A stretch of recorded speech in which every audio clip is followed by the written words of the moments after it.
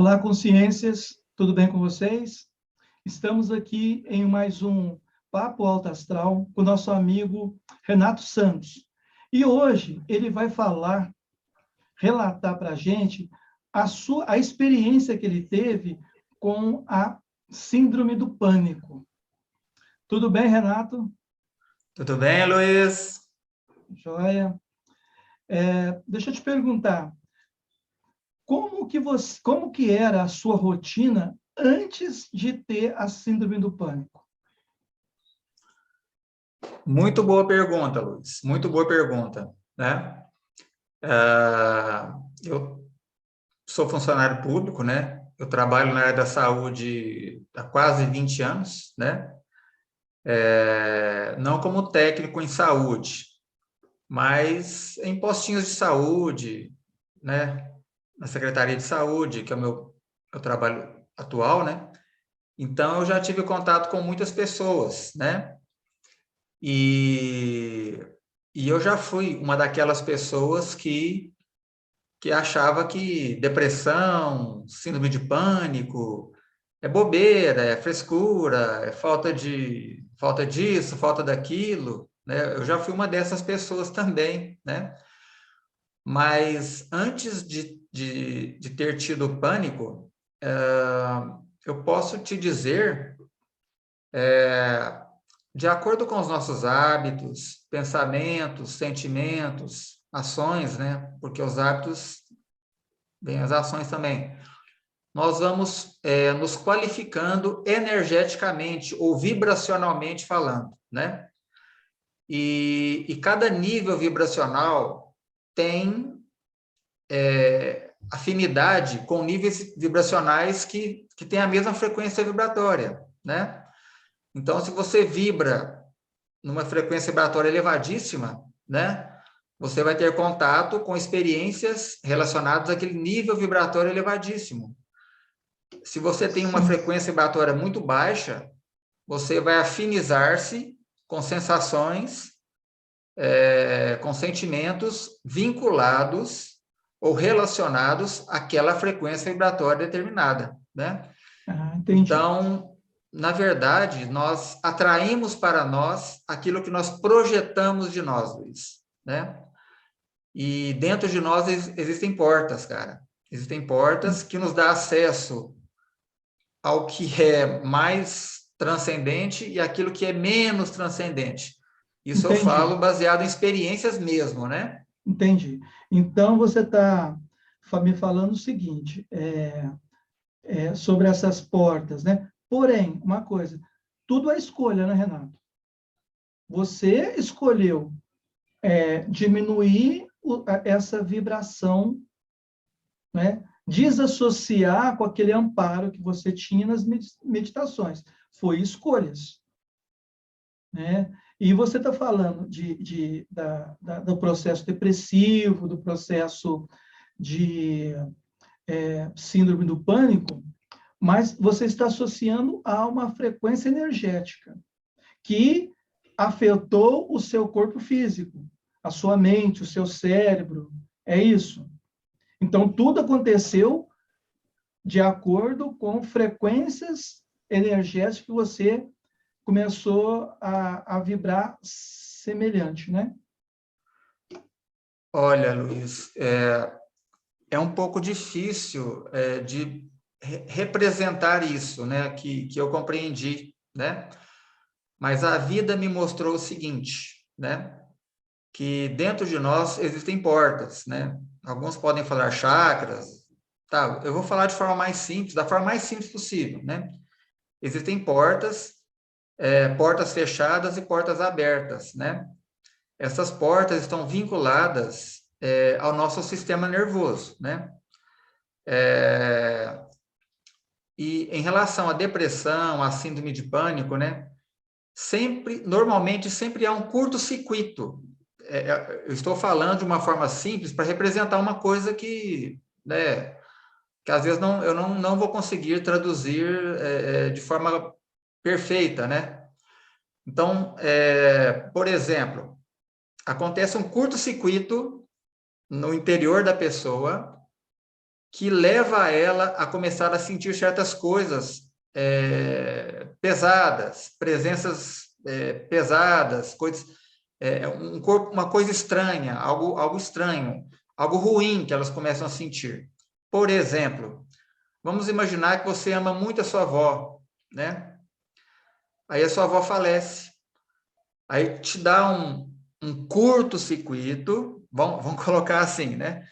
Aí você começa a sentir a vida muito, muito ruim, a vida não tem sentido, você começa a sentir uma coisa muito ruim mesmo, né? Você começa um pavor, um pânico de querer sair na rua, ou então uma vontade de ficar dentro do quarto com a luz apagada, debaixo da cama, né?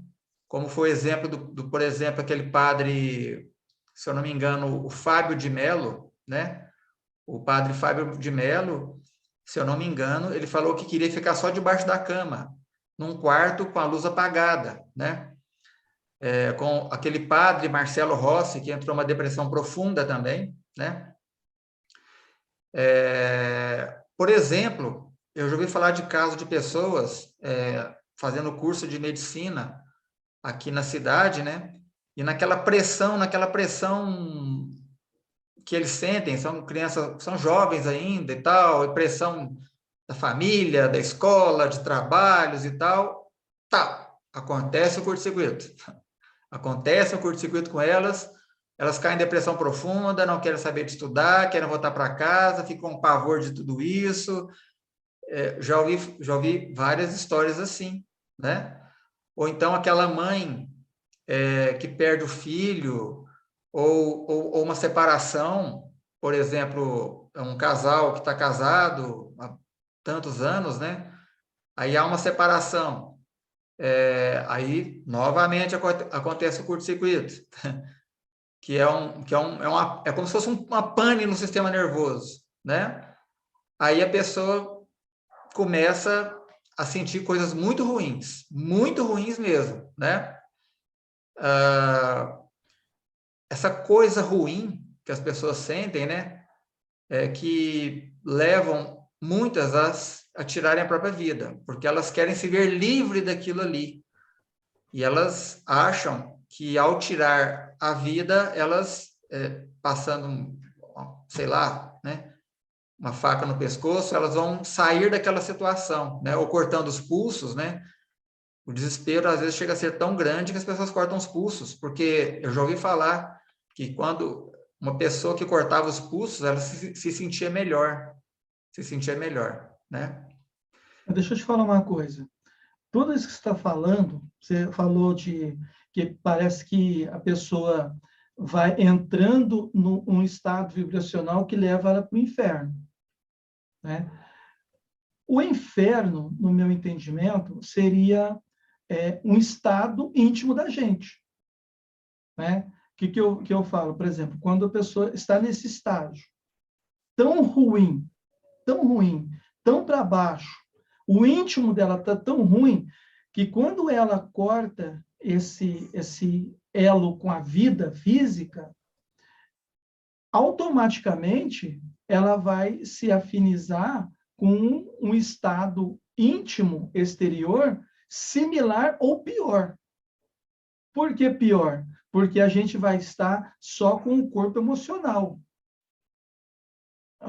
Aqui ainda a gente tem um corpo físico que ameniza essa dor da alma, né? Agora, quando você está só com o corpo perispiritual, de psicossoma, no extrafísico, é você com suas emoções. Se as suas emoções aqui está desequilibrada, no extrafísico é piorar. Então, aí começa o inferno da pessoa, né? Então, eu vejo assim, tudo começou com você de bem com a vida, aí em 2015 você teve um descompasso, né, energético, te afetou o emocional, esse emocional te deu um piripaque no seu cérebro que fez você a ficar apavorado com tudo. Medo de morrer, medo de sair da rua, Como que foi esse pico? Como que foi essa crise que você teve? Você chegou a pensar em tirar a sua vida? Como é que foi? Eu sei que é ruim, deve ser ruim para você resgatar todos aqueles momentos, né? Mas só para esclarecer as pessoas assim que provavelmente está passando por isso, né? Como que é essa sensação? Sim, esse pico. No meu caso, Luiz, eu não tenho, eu tenho o maior prazer em falar isso, porque como informação, né? E se essa informação ajudar alguém, eu fico satisfeito com isso, né? No caso, no meu caso específico, eu abri essas portas ao adquirir uma substância psicodélica, né? Essa substância eu a experimentei 3 vezes no ano de 2015. Só que no dia 31 de dezembro de 2015, eu não sei por que motivo, eu a ingeri em grande quantidade. Dentro de mim, eu senti como se tivesse dado um estralo macabro. Eu não vou saber explicar. É como se uma porta macabra, um estralo macabro tivesse acontecido com o meu interior. Naquele momento, essa porta se abriu, né? E algo muito pesado, algo muito ruim, ficou ali muito presente na minha vida, no caso, né? Ficou muito presente. Eu me lembro, né? Em outubro de 2016, eu fui numa auriloculturista, aquele pessoal que coloca agulhinhas Sim. no ouvido, né? Na orelha. Ela olhou na minha orelha e falou: Nossa, eu estou vendo uma depressão na sua orelha. Ela viu alguma coisa na minha orelha, né? Que ela falou que eu estou vendo que você está sofrendo demais. Eu falei para ela assim: Olha, eu estou assim há 10 meses. O impacto para ela foi tão grande que ela assustou. Falou: Nossa, como é que você está dando conta de suportar esse sofrimento? Falei: Pois é, estou há 10 meses assim, né? É um sofrimento, Luiz, é uma coisa, é um verdadeiro inferno, que a pessoa fica. Quem está em depressão profunda, em síndrome de pânico, sabe do que eu estou falando, né? Sabe, muito bem. Eu via a loucura circular dentro de mim, né? É claro que no meu caso, por ter sido induzido por uma substância química, né? A química cerebral minha ficou alterada, né? Formaram-se sinapses, eu pesquisei a fundo sobre isso, né? E no meu caso foi a injeção da psilocibina, né? A psilocibina que está presente nos cogumelos, né? Tá, naqueles cogumelos alucinógenos, né? Eu Deixa eu tomei uma, só me esclarece uma coisa. Você estava muito bem, sim, espiritualmente falando, e aí, em busca de uma melhora, você procurou auxílio nessas substâncias, que é o sim, cogumelo, chá sim, de cogumelo. Você tomou chá de uhum, cogumelo. E quem sim. te orientou a fazer isso? Foi colegas ou você foi buscando na internet? Você foi procurar isso? Eu tenho interesse sobre as plantas de poder já há muito tempo, né? Desde novo, eu já tenho estudo, não profundamente, algumas coisas sobre as plantas de poder, né? Sobre aquelas substâncias que nos conduzem que nos promovem estados alterados de consciência, né? E me deu vontade de cultivar, né? Eu sempre pratiquei meditação, né? Mas ao longo da minha vida eu ingeri algumas substâncias, plantas, vamos dizer assim, chás de plantas que os índios usavam, que as bruxas do passado usavam, né? Para induzir um estado alterado de consciência, né? E em 2015, eu não sei por que cargas d'água, né? Eu fui levado a cultivar os cogumelos na minha própria casa e tomei 3 vezes, né? Na terceira vez que veio essa fatalidade, de forma que eu falo para as pessoas, não entrem jamais por esse caminho, né? Não entrem jamais por esse caminho, porque eu já conheci, eu já ouvi falar de várias pessoas que ficaram loucas com o chá de cogumelo, né? Loucas mesmo. Mas Então, você descobriu eu isso, particularmente aconselho a ninguém entrar por esse caminho. mas Mas eu entrei. você descobriu isso antes ou depois que as pessoas ficaram loucas? Antes de consumir, você já Não. sabia dessa possibilidade ou depois? Quando a gente não vivencia as coisas na gente mesmo, Luiz, é tudo uma informação subjetiva. É algo assim, alguém falou, eu li num livro, mas a pessoa não sabe do que se trata, né?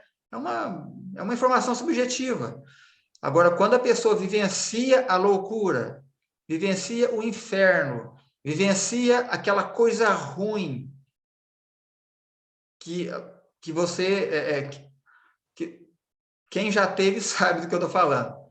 A pessoa, quando ela sai fora disso, ela consegue transcender. Não estou falando que eu transcendi a situação, não estou falando. Até hoje, de vez em quando, eu tenho uma medicação, né?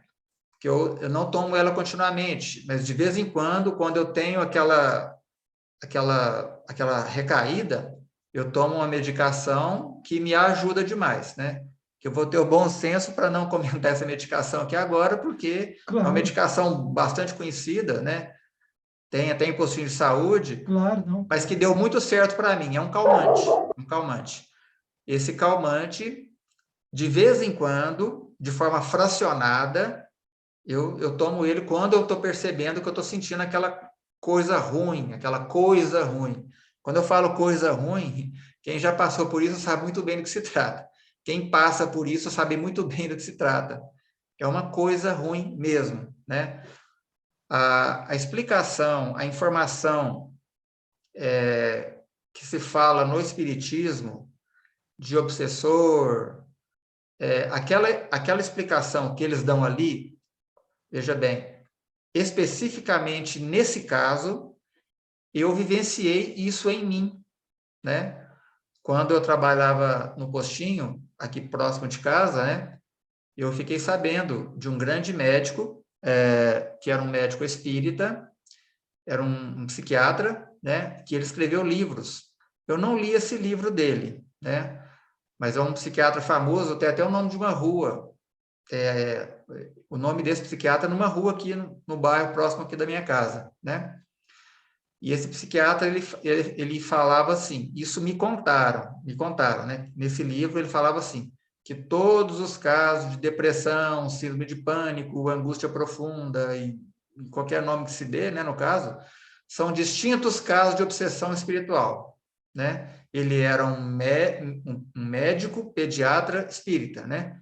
Então ele associava todos os casos de depressão e síndrome de pânico, ou essas angústias profundas, a casos de obsessão. Eu vivenciei isso em carne viva, porque era uma coisa ruim que chegava e eu sofria, eu ficava andando que nem um zumbi na rua, né, de madrugada às vezes, sentindo aquela coisa ruim, mas eu sempre em oração, orando, eu já cheguei a ficar até 6 horas andando, né? Então aqueles filmes de zumbi, aquelas coisas, ali mostram gente totalmente possuída ali por uma força que a consciência não está mais presente ali, fica andando para lá e para cá, assim, de forma, né? Só que eu ia orando, aí em determinada hora, aquela coisa ruim, talvez por causa da oração, ou talvez por causa de estar circulando, andando, né? Aquela coisa ruim saía de mim. Quando aquela coisa ruim saía de mim, depois de muita oração, eu agradeci a Deus, porque vinha aquela leveza, aquela satisfação e tal, agradeci a Deus e tal, mas aí no dia seguinte, aquela coisa ruim voltava novamente, 2 dias depois, E isso foi passando tempo, passando tempo, passando tempo, de forma que cada átomo do meu corpo ficou profundamente machucado, né? Profundamente tocado, transformado, modificado por causa dessa presença, no caso. Isso, para a gente entrar numa situação dessa, depois de um curto-circuito, é fácil. Para sair de uma situação dessa, não é coisa fácil. Me vem à cabeça aqui agora uma história, Luiz, de uma pessoa que era... Isso eu fiquei sabendo dessa história, não conheci particularmente. Uma pessoa que era muito rica, era um senhor muito rico, um cara novo, né, no caso. Parece que ele era casado e tinha três filhos ou 3 filhas, algo assim, no caso, né? Aí, numa viagem, não sei se foi de carro ou de avião, estava a esposa, os 3 filhos e a mãe, né? Aí eu não sei se o avião caiu ou se o carro bateu, morreram os 3. Morreram as cinco pessoas, né? Morreram a mãe, a esposa e os 3 filhos, né? E depois de 25 anos, a pessoa tinha uma depressão profunda ainda, né? Ou seja, esse acidente é que causou o curto-circuito que eu falo, né? Que abriu-se as portas para essa sensação horrível que se dá o nome de depressão, síndrome de pânico. Essa é uma das histórias que eu já ouvi falar. Eu vejo que o problema de depressão, igual você está falando, que provavelmente seja um processo espiritual, né? Porque, assim, você vê pessoas com boa aparência, com bom emprego, com bom relacionamento, e que tem esse processo de depressão, né? E não sabe explicar. Aí fala assim, porque é processo químico do cérebro, né? E aí toma medicamentos. Aí a pessoa pega, né, toma aquele remédio e deixa a pessoa mais feliz por um processo químico. Mas as pessoas não investigam a causa primária que startou esse processo químico no cérebro, a depressão, porque a gente não pode descartar o químico mesmo, né? Tudo que a gente sente nesse corpo é relacionado à química que é formada, né?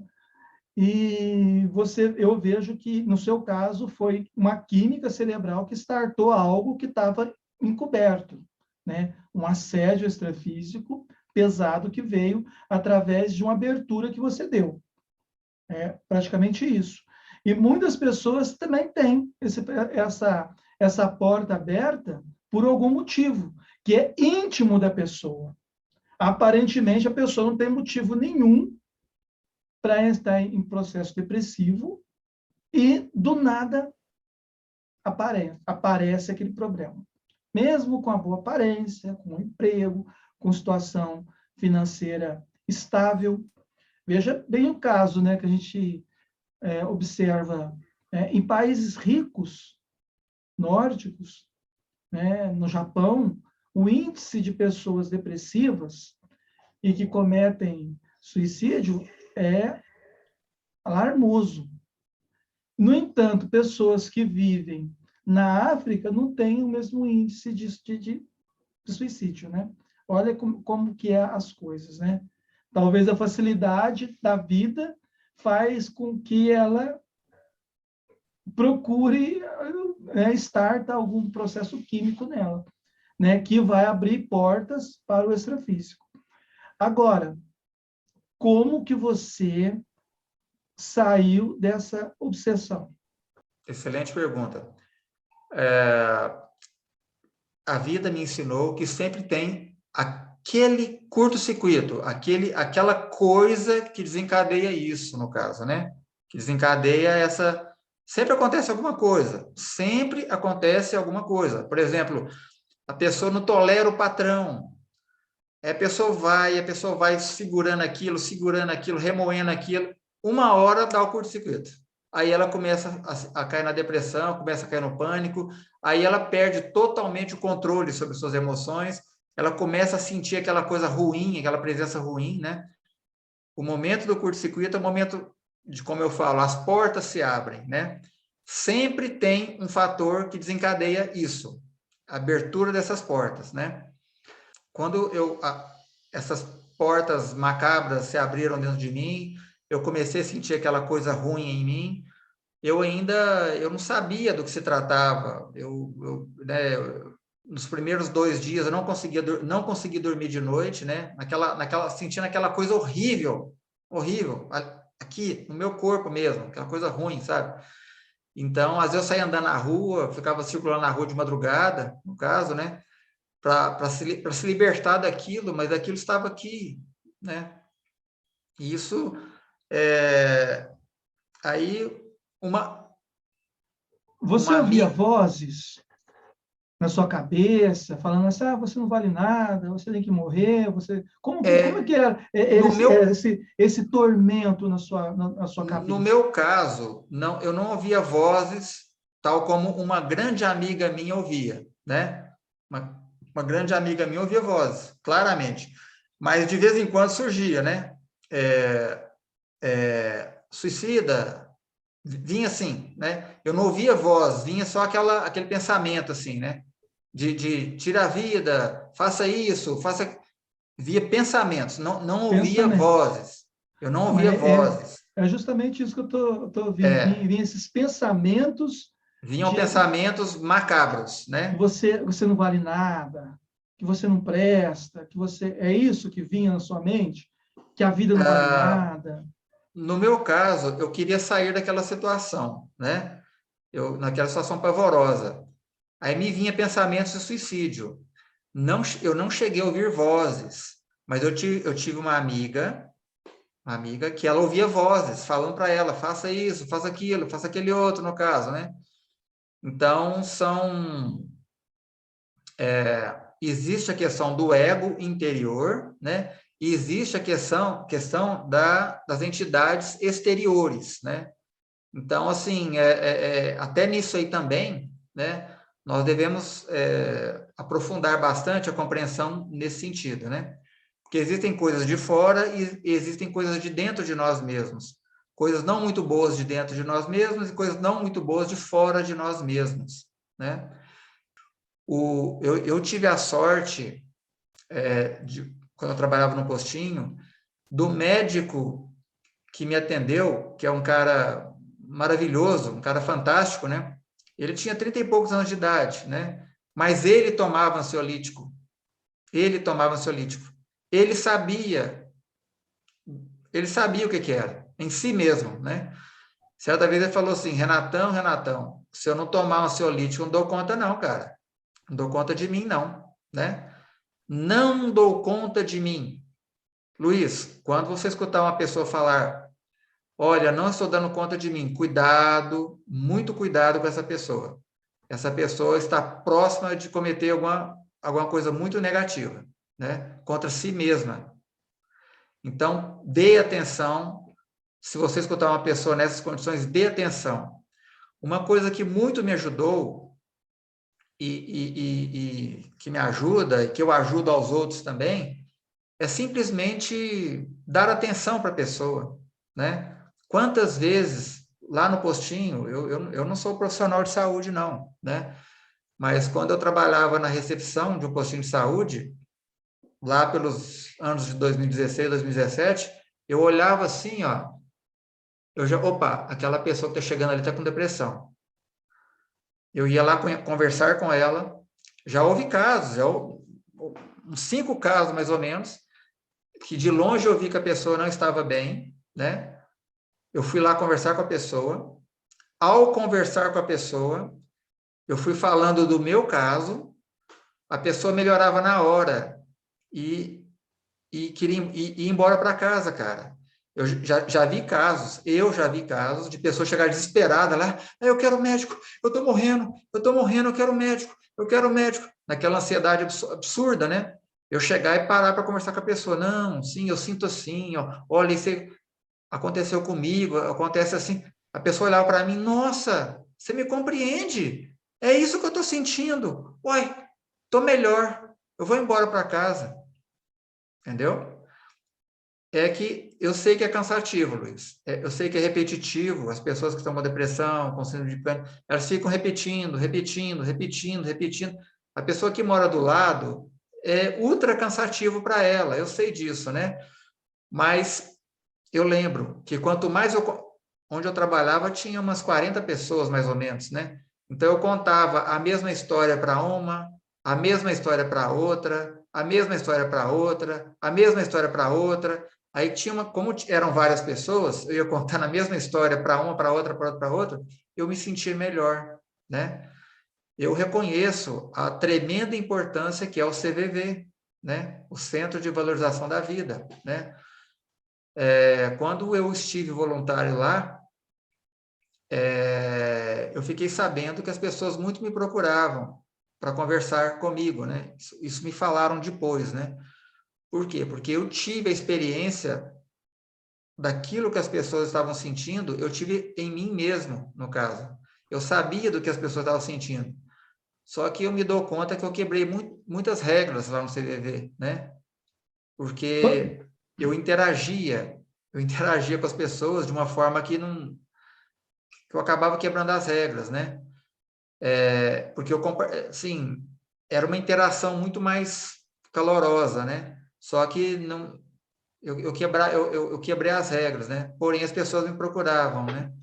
Renato, tem um fenômeno que acontece que quando você faz essa assistência que você fazia com essas pessoas que estavam em processo de início de síndrome do pânico, as pessoas saíram melhor, você provavelmente assimilava aquele sofrimento daquela pessoa, assimilava.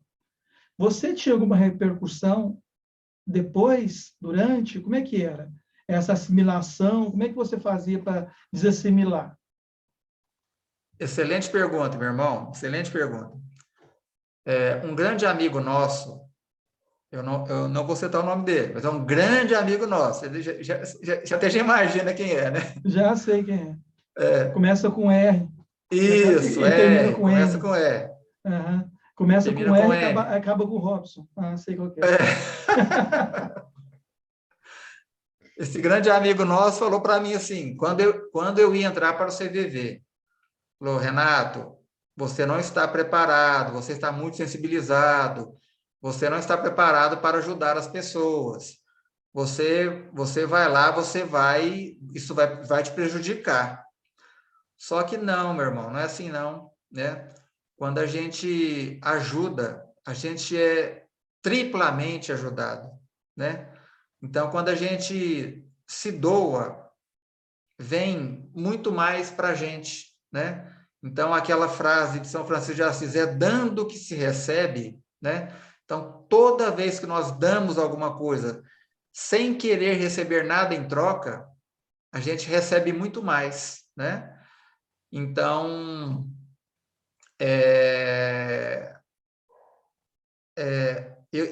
eu sei, né?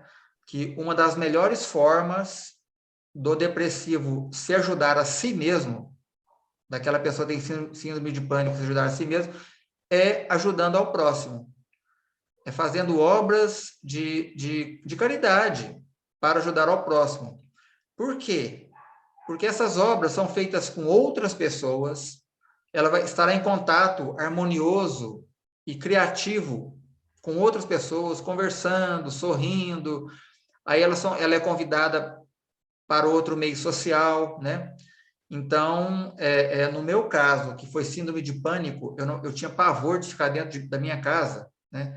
No caso do padre, do Fábio de Mello, ele queria ficar debaixo da cama, dentro do quarto fechado, na escuridão, né? No meu caso, eu não conseguia ficar dentro de casa. O lugar que eu mais amava ficar era dentro de casa, eu não conseguia ficar dentro de casa. Eu tinha que ficar, eu saía, era um incômodo tão grande que eu sentia, mas um incômodo tão grande, que eu não conseguia ficar dentro de casa, saía ficava andando que nem um zumbi pela rua. Andando pela rua, Aí você vê cores, vê árvores, vê gente, vê movimento diferente, tal. Você encontra uma pessoa, você encontra com outra, você conversa com uma, você conversa com outra, né? Então, boas relações, né? Você estando eu valorizei a questão da família, porque eu sempre fui um cara meio isolado, né? Eu sempre fui muito isolado, mas como eu estava regido por uma presença divina que me completava, né? Eu estava isolado, estava sozinho, mas não se sentindo só, né? Quando eu tive o pânico, aí o negócio inverteu. O negócio inverteu. Eu fiquei, sim, regido por uma coisa horrível e me sentindo completamente abandonado por Deus, né? O que você está falando aí, Renato, é muito interessante, por alguns motivos, né? Primeiro, quando você fala, a gente estava falando de ajudar o próximo. Só sai da depressão, na sua fala, é aquela pessoa que sai de si e vai até o próximo. Sai do seu sofrimento e vai acolher o sofrimento do outro. Até me lembrou uma frase, até do Divaldo, né? Que falava assim, só é solitário que não é solidário. Veja bem, só é solitário quem não é solidário. E nesse movimento seu, dessa síndrome do pânico, eu estou com dúvida, sabe? Se realmente não foi algo amparado, essa síndrome do pânico que você teve. Porque fez você sair do seu conforto de meditação, de êxtase, e você sair do conforto da sua casa para procurar algo externo, acolher algo, o outro lá fora. Agora eu estou com dúvida se não foi algo amparado, tá? Estou com dúvida. Estou entendendo. Muito boa reflexão a sua, Luiz. Muito boa reflexão a sua. Veja, eu saí de casa e fui ter contato com as pessoas, vamos dizer assim, né? Aí, nesse contato que eu tive com as pessoas, eu voltava bem para casa, eu ficava bem, eu, às vezes, passava informações para as pessoas que as pessoas gostavam. Então, eu criei uma relação social. Isso também é muito importante. Não é à toa que, não é à toa que fala na Bíblia. Não é bom que o homem esteja só. Não é bom que o homem esteja só. O Sabe o homem... que eu vejo? Sabe o Pode que eu falar. vejo? Eu vejo assim, eu vejo que cada consciência está no estágio de evolução. E nós estamos nesse mundo para evoluir. Sei. Todo mundo está para evoluir, né? E eu vejo que esse processo que nós estamos de evolução está muito relacionado com a assistência que nós fazemos a outras pessoas. Já viu aquela frase, o menos doente ajuda o mais doente? Nós todos estamos nesse processo. Só que a gente tem referenciais externos, né? Tipo lá o monge lá no Tibete, meditando isoladamente. Pode ser que ele esteja no estágio da evolução dele, que ele está fazendo uma reflexão. Mas essa reflexão, Renato, ele poderia fazer tranquilamente no extrafísico. Certo? Agora, você está no planeta Terra, onde está precisando, onde as pessoas estão muito carentes de contato, de conversa, de esclarecimento, e a pessoa se permitir ficar dentro de casa ou isolado na montanha, como um ermitão, eu acho que ela está perdendo uma grande oportunidade de evoluir em conjunto. Sabe? Então, por isso que eu te falo que provavelmente o que aconteceu com você foi algo super positivo e que esse Deus que você acredita nunca te abandonou. Ele estava ali naquele momento fazendo você cair sabe, entrar em contato com a sua essência de evoluir. Se você ficar parado na sua casa como uma pedra, você vai estar voltando no estado de mineral. Nós estamos no estado hominal, que eu vejo que esse estado de humano, essa consciência humana, carece dessa interação, de troca de experiências. E olha quanto que você saiu do processo de sair dentro de casa, onde que você se sentia mais confortável era sozinho na sua casa, em processo meditativo. O processo da síndrome do pânico te levou a você ter contato com outras pessoas, a ter empatia com aquele outro. Opa, aquela pessoa está sofrendo. O que eu posso fazer para ajudar ela? E nessa ajuda que você se propôs a fazer de forma desinteressada, não é aquela forma religiosa, não, eu tenho que ser caridoso porque é dano que se recebe. Cara, você estava fazendo algo sem nenhum interesse. Você não conhecia a pessoa, não era seu parente, não era seu irmão, não era seu vizinho, não era seu amigo, não era ninguém. Era uma pessoa que estava sofrendo e você se propôs a ajudá-la. Olha o tanto que foi bonito esse processo de síndrome do pânico que você passou. Olha aí, Renato. Em relação à minha experiência pessoal, né?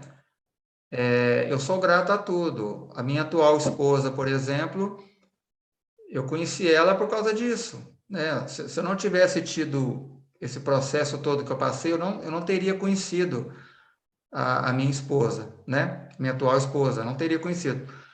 Então, toda uma gama enorme de experiências que eu não teria de outra forma, eu tive nesse processo de síndrome de pânico. Eu vejo sempre uma lógica multidimensional que ultrapassa a nossa visão e as nossas crenças. Não quer dizer porque eu acredito em algo, Renato, que aquela crença seja verdadeira.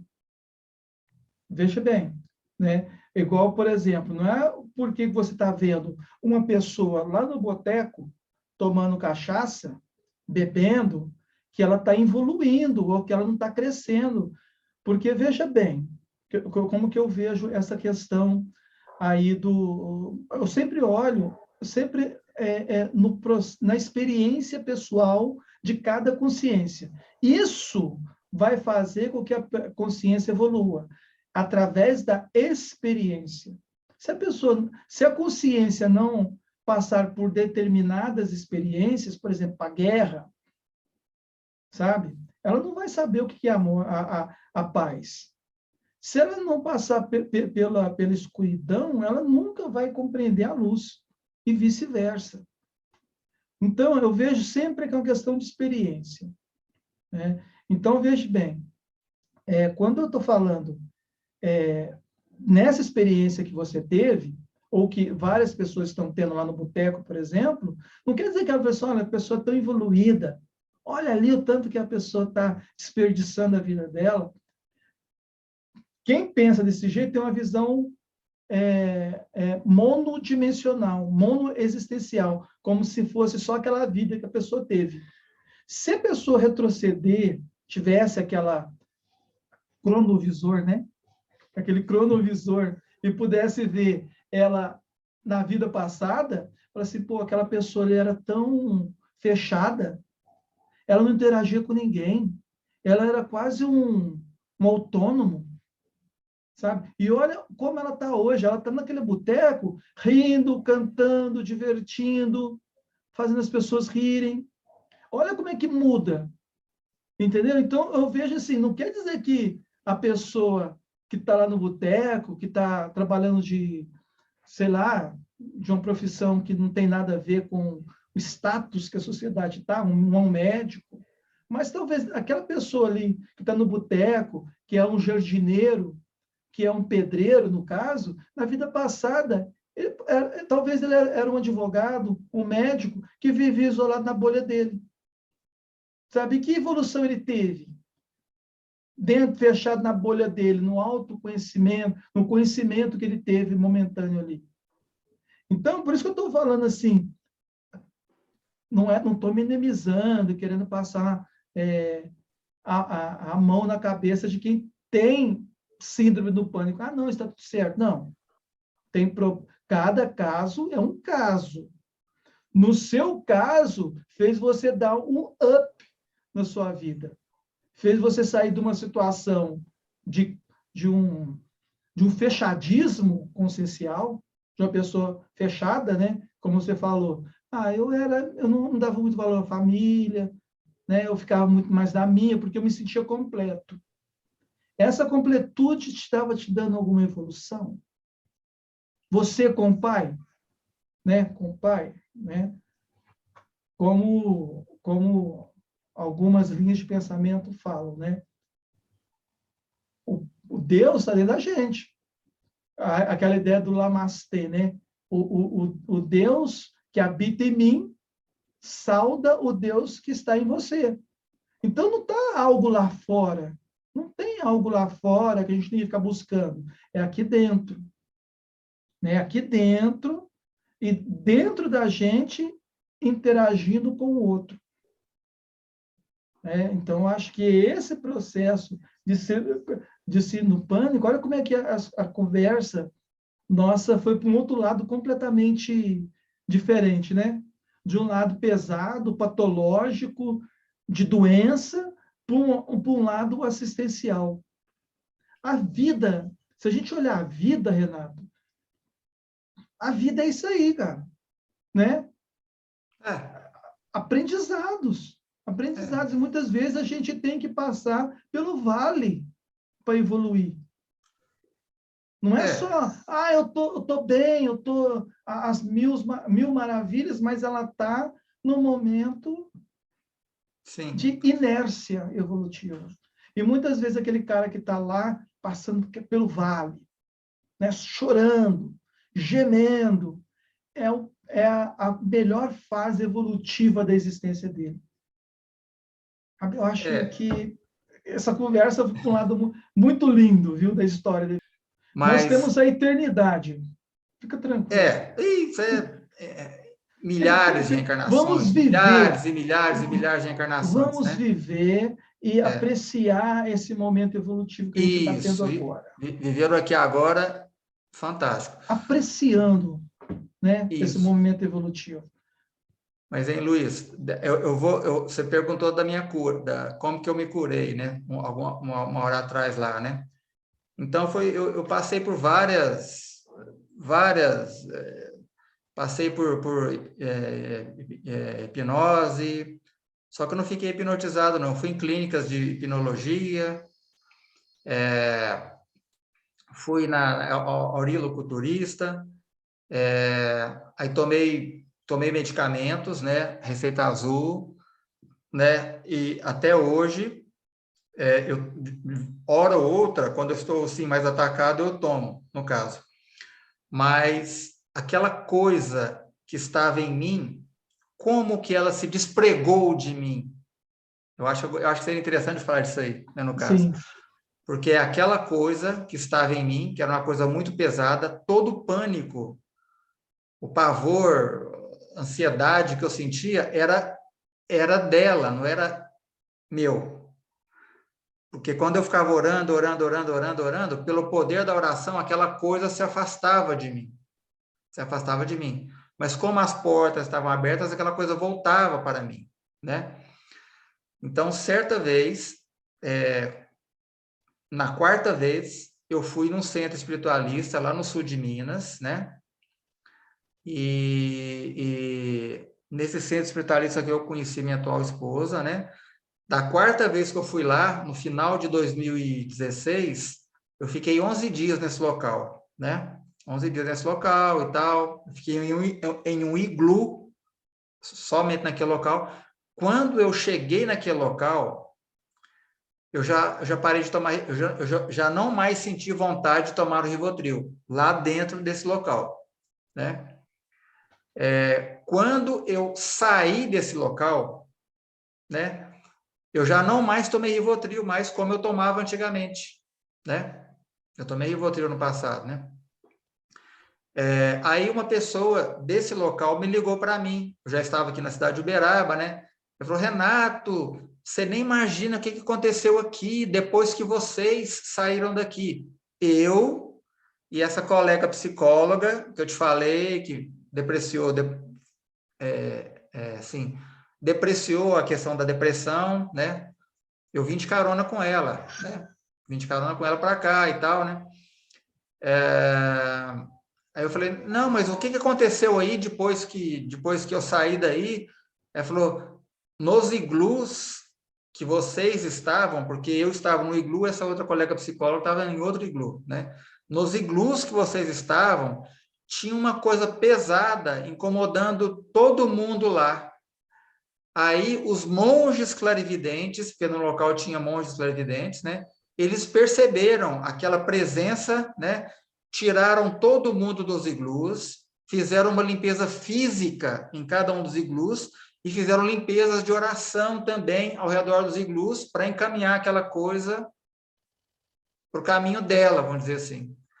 Aí eu falei para ela assim, menina, vou te falar uma coisa, essa coisa que estava aí incomodando o pessoal nos iglus, ela estava em mim, né? Aí ela falou, nossa, eu estou até arrepiada com isso, como? É uma coisa muito pesada. Pois é, estava em mim. Essa coisa, ela se desgarrou de mim e ficou lá incomodando, infernizando a vida das outras pessoas lá, no caso. Ou seja, aquela coisa pesada saiu fora. Mas como eu estava muito ferido por dentro, aí eu ia, voltava, mas cada vez menos, né? Depois que eu cheguei no grau máximo de sofrimento, eu comecei a cair, caindo. Estou até hoje caindo ainda. Até hoje eu estou caindo ainda, não estou 100% curado. Mas eu estou em processo de cura absoluta, no caso, né? Renato, então, faz uma consideração. Deixa eu sentar direito aqui. Renato, então você poderia agora fazer uma consideração aí para o pessoal que passa por essa dificuldade da síndrome do pânico. Faz uma resumida. Como você pode ajudar essas pessoas que passou por isso? Ou que passa, né? Ou que vai passar, né? Que ninguém está livre. Irmãos, eu sei que não é fácil, porém eu sei que nós podemos vencer, porque eu estou vencendo. Eu estou vencendo. Eu estou transcendendo. Já fazem 6 anos que eu estou transcendendo. Eu estou me libertando dessa coisa ruim. E vocês também são plenamente capazes de se libertarem disso que vocês sentem. Vocês sabem muito bem do que eu estou falando. Dessa coisa ruim que chega e deprime vocês, te jogam para baixo. Aquela sensação horrível que vocês sentem. Vocês sabem muito bem do que eu estou falando. Então, eu estou me libertando disso. Estou. Não venci isso ainda, mas eu estou me libertando disso.